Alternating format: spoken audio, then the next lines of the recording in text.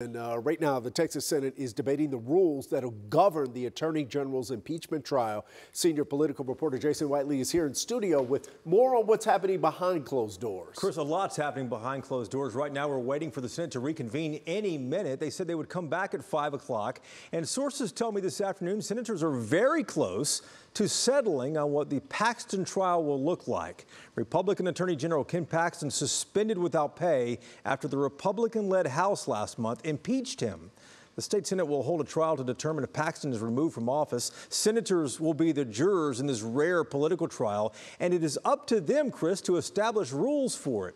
This is the second day that Texas senators have met about this. Things like whether witnesses will be called, who will question them, whether Angela Paxton, the wife of Attorney General Ken Paxton, can participate in her husband's trial.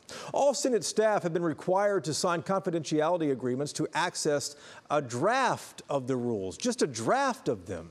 They will be made public after all the senators approve them in open chamber, likely happening sometime this evening. Senators themselves have not signed those same agreements, but no one is talking publicly about what's happening behind closed doors there. And one of the more interesting rules up for debate is said to be whether senators with conflicts of interest must recuse themselves. Angela Paxton, as we just mentioned, says that she plans to carry out her duties during the impeachment trial of her husband.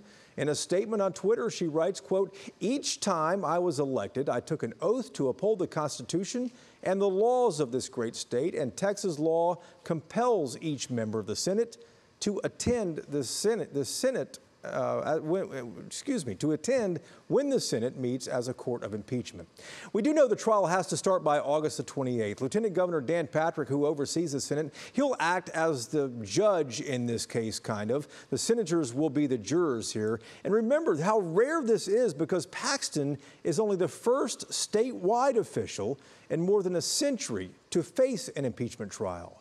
He needs, for Paxton to be removed from office, 2/3 of senators would have to support that. We hope to know what those trial rules will be very shortly this afternoon, and we'll share them with you perhaps later tonight on WFAA News at 6 and or at 10 o'clock, Chris.